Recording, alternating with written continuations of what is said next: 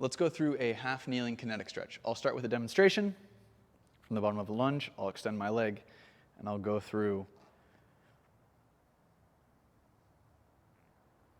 a kinetic stretch.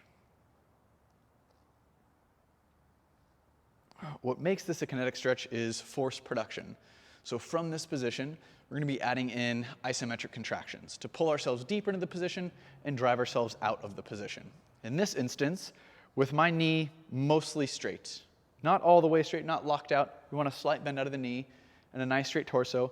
I'm going to try and pull my knee back towards my torso and also try and lift my foot up off the floor. Essentially, I'm trying to get my quads and my hip flexors to pull my leg up.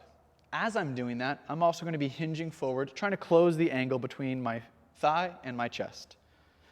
Leaning forward, trying to lift the leg as I lean forward. Once I find that I'm in my bottom position, I feel a nice big stretch in the back of my leg, or I feel a cramp coming on the top of my leg, I'm going to drive my heel down into the floor, contracting all that posterior tissue, and I'll slowly lean my torso back.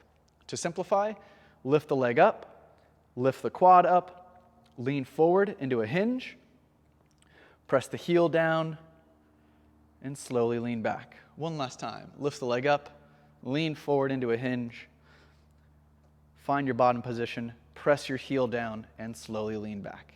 And that is the half kneeling kinetic stretch.